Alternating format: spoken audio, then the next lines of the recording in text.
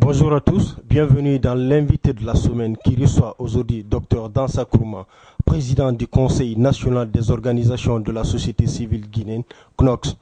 Avec lui, nous allons aborder les sujets d'actualité en Guinée. Bonjour docteur. Bonjour. Bienvenue dans l'invité de la semaine. Docteur, comment se porte aujourd'hui la société civile guinéenne après les différentes crises qui ont secoué cette structure fêtière et la plupart des populations n'ont plus confiance à cette société civile guinéenne? Qu'en dites-vous? La société civile est l'image du pays. C'est à l'image de la vie politique nationale qui est marquée par des soubresauts, par des crises de confiance, par des vagues de secousses de toutes sortes. Mais il faut reconnaître que l'identité de la société civile est portée et incarnée par le CNOX, qui est la première organisation de la société civile. C'est lui-même qui a lancé le débat pour la création d'un espace citoyen. Alors, cette organisation existe encore. Il y a d'autres qui ont été mises en place sur la base de critères qu'on ne maîtrise pas du tout. Mais il faut reconnaître que, en termes de représentativité, l'espace est très riche, très dense et très actif.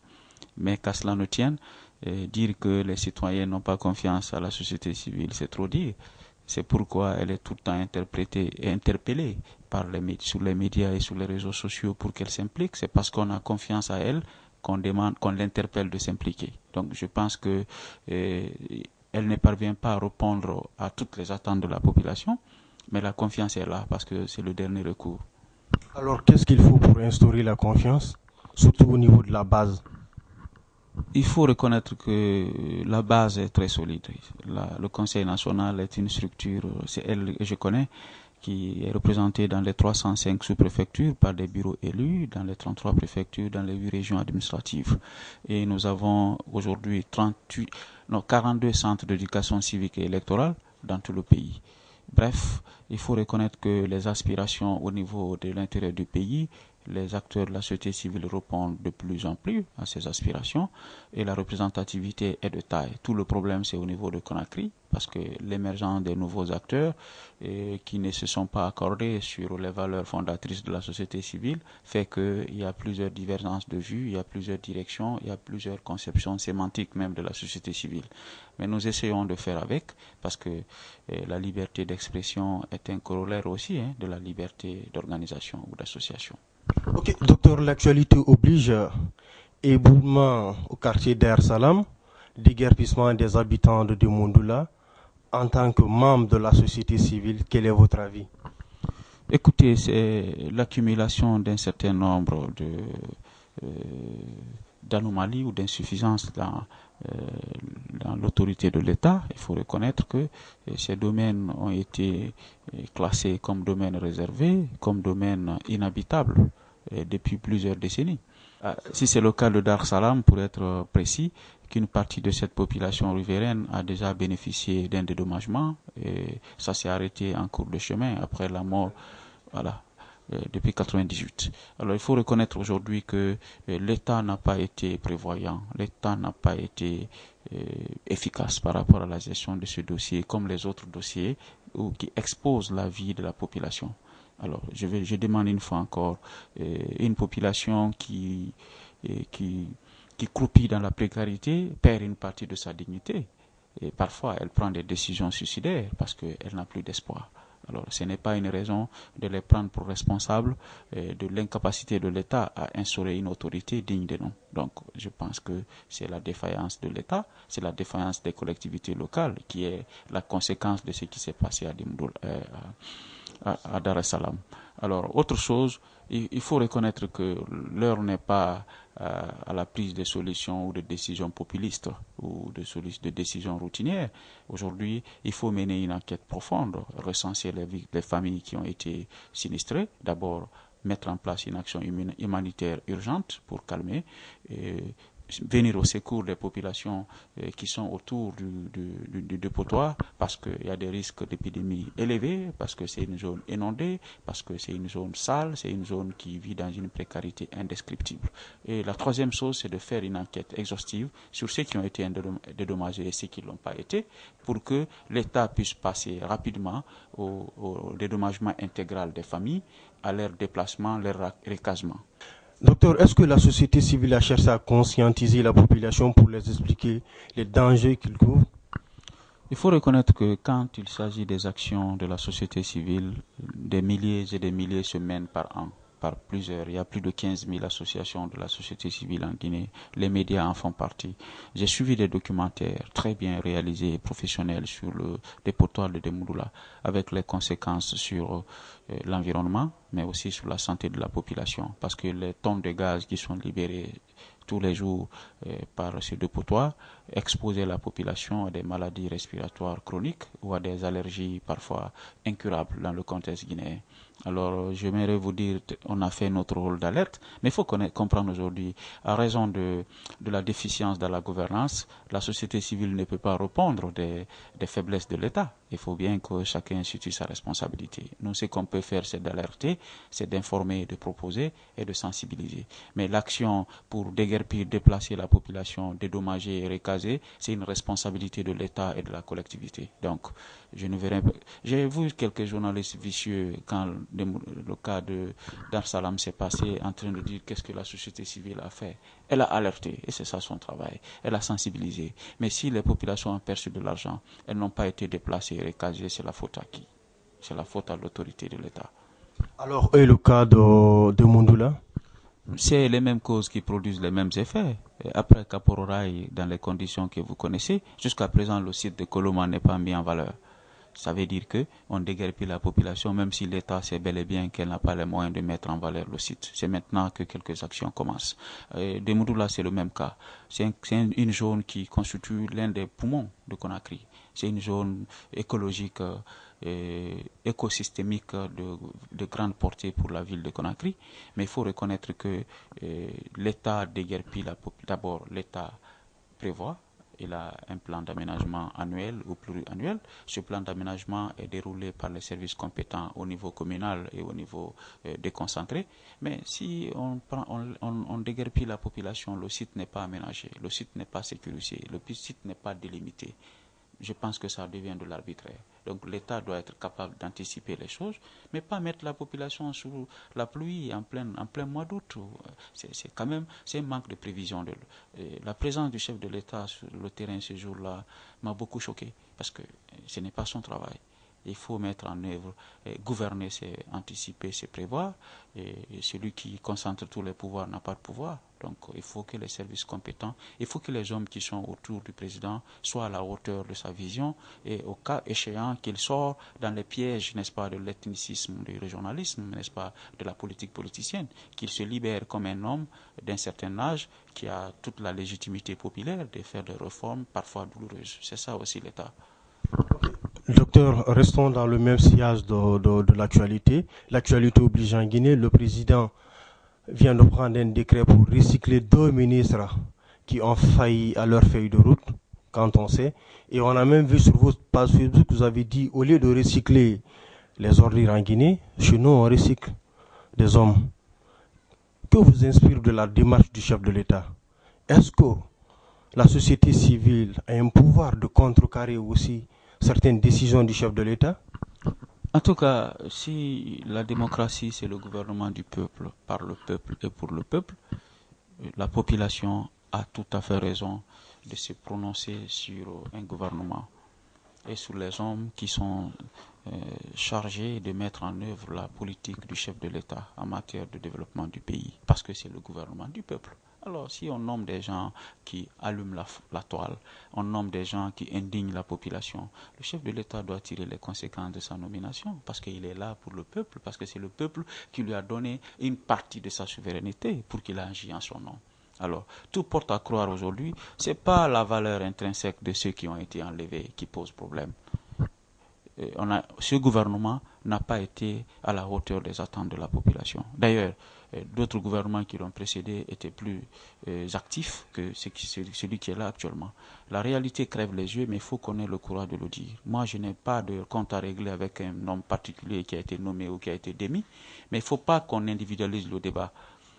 C'est que c'est l'action gouvernementale en Guinée qui manque de cohérence, qui manque de coordination, qui manque d'efficacité et qui manque d'efficience.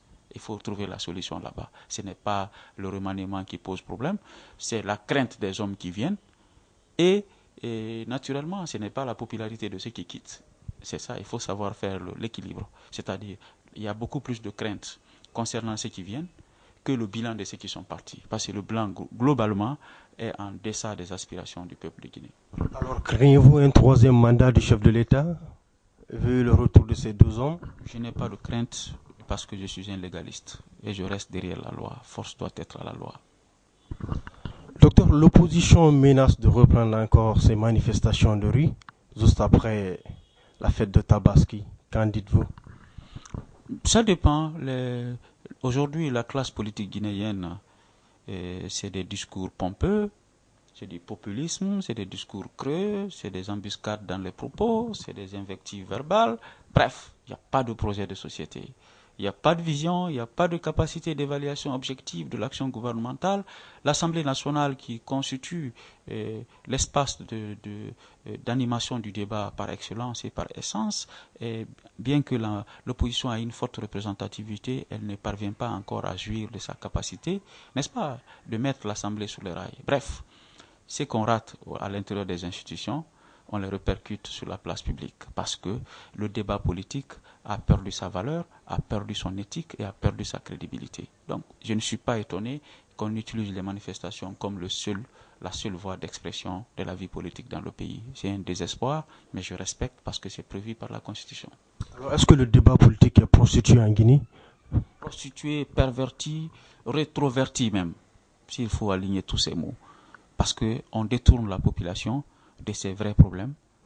Et une opposition qui aide le pouvoir à berner la population, un pouvoir qui utilise l'opposition pour atteindre ses fins de diversion politique. Il faut avoir le courage de le dire, mais le niveau du débat politique est un débat de caniveau. L'opposition parle de non-respect des accords politiques et la mouvance le contraire. En tant que partie prenante de ces accords politiques, qu'en est-il de la mise en œuvre de ces accords? De la volonté existe au niveau du président du cadre de dialogue et aussi les acteurs qui sont autour de la table, mais nous n'avons pas pu encore obtenir le record appréciable pour la mise en place des points de l'accord. Il y a beaucoup de retard, il y a beaucoup de lacunes, il y a beaucoup d'incompréhension encore, malgré la bonne volonté politique et du chef de l'État et de son ministre, mais la matérialisation des points de l'accord pose problème. Je ne sais pas, ça souffre de quoi. Je pense que ça souffre d'un problème de vision et de leadership. Alors, aujourd'hui, force est à constater que l'opposition a demandé beaucoup trop lors du dialogue politique. Et la mouvance a accepté par laxisme ce qu'il ne pouvait pas faire. Donc, nous sommes dans une situation de blocage et la société civile l'a dénoncé depuis belle lurette. On est là pour assumer les conséquences. Alors, cela dépend de qui, votre système de blocage? Ça dépend de toutes les parties, y compris la société civile. Parce qu'on s'est embarqué dans une barque et sans avoir toute la capacité nécessaire de manœuvrer notre gouvernail vers la direction souhaitée. Donc c'est une responsabilité partagée, mais beaucoup plus du gouvernement. Docteur Dansa, vous êtes le président du conseil des organisations de la société civile guinéenne. Alors, quel est votre avis par rapport à la situation socio-politique et économique de la Guinée? Alors, force est de constater que quand on utilise les indicateurs présentés par le FMI, Banque mondiale, c'est que la gouvernance économique s'est améliorée parce que la croissance est autour de 6%. Quand on sait qu'on sort d'Ebola, où le taux de croissance était aux environs de zéro, était nul, ça veut dire qu'il y a une prouesse sur le plan économique. Et naturellement, la répartition de cette richesse pose problème parce qu'elle ne permet pas d'augmenter considérablement le PIB, elle ne permet pas d'infléchir la courbe de la pauvreté qui est galopante, qui est autour de plus de 55% de la population. Donc le taux de croissance élevé, le taux de pauvreté élevé, c'est un paradoxe qui s'applique naturellement à des pays comme la Guinée. Alors je ne suis pas du tout triomphaliste quand on affiche des chiffres sur le taux de croissance. Je fais notre taux d'appréciation, c'est là le niveau du débat, le niveau de la participation de la population et le niveau de pauvreté de la population. et aussi les indicateurs sociaux, c'est le chômage. Aujourd'hui, la courbe du chômage est toujours galopante. Elle est exponentielle d'ailleurs dans notre pays. On ne peut pas avoir un taux de croissance de 6% avec un taux de chômage qui dépasse près de 60% pour les étudiants sortis des institutions d'enseignement supérieur. Alors, qui assure alors cette croissance? La question fondamentale se pose là. Il faut reconnaître que Ebola, avec toutes les toutes les incohérences dans les choix politiques ont amené à ce que la plupart des investisseurs sont partis. Mais naturellement, la cause essentielle, c'est la gouvernance d'une manière globale. D'abord, la gouvernance politique, du fait que les manifestations, l'agitation, l'instabilité politique cherchent les investisseurs, biaisent la croissance économique, biaisent le développement endogène. Alors, si cette instabilité, donc la gouvernance politique pose problème, et sur le plan économique, la corruption, l'impunité et les détournements font encore rage en Guinée dans une situation d'impunité quasi générale. Bref, quand tous ces facteurs sont réunis, il est difficile que les ressources de la Guinée profitent à l'ensemble de nos concitoyens, malgré les efforts au début du mandat, la régularisation du problème d'énergie, les investissements dans le secteur de l'eau, mais le problème de l'habitat, du transport public et de l'emploi des jeunes sont des problèmes que je considère en Guinée comme des constantes irréductibles. Alors en clair, est-ce que cette gouvernance du professeur Alpha Condé est zéro? Non, il n'y a pas de gouvernance zéro, parce que parfois les intentions trahissent les actes, c'est ça le problème de la Guinée. Parfois, l'homme politique qui est à la tête du pays n'est pas compris, il n'a pas les cadres qu'il faut pour mener à bon port sa politique. Parfois, c'est un manque de rigueur et d'efficacité des cadres qui sont, parce que la Guinée, l'intérêt personnel a noyé l'intérêt général de la population. Alors, il faut un grand leadership, il faut du patriotisme, le patriotisme parfois risqué et suicidaire pour aider à sortir la Guinée de cette situation. Et je ne vois pas un cadre guinéen aujourd'hui qui peut renoncer à ses privilèges, à ses facilités d'enrichissement personnel pour sauvegarder l'intérêt collectif. Bref, si le peuple ne se réveille pas, si la société civile ne se remobilise pas, si l'élite politique ne prend pas conscience, si le président de la République ne change pas de direction dans sa gouvernance actuelle, les risques sont très forts pour que la Guinée patauge encore dans une précarité qui l'amènera jusqu'à prostituer sa dignité. Alors, docteur, en tant que président de la société civile guinéenne, quel est votre message à l'endroit du peuple? Je demande au peuple de Guinée de rester serein, mais la chose la plus fondamentale, elle doit changer de direction du débat. Il faut poser les questions réelles pour avoir les bonnes réponses. Mais si tu rates les questions, tu n'auras pas de bonnes réponses. Aujourd'hui, on a un peuple qui est corrompu par l'ethnocentrisme, un peuple qui est corrompu par la recherche du quotidien, un peuple qui est corrompu par la politique politicienne. Alors, le débat politique national prend toujours des directions qui ne sont pas la bonne, parce que l'ethnie est un moyen d'instrumentalisation de la conscience collective. Il faut d'abord se battre contre l'ethnocentrisme.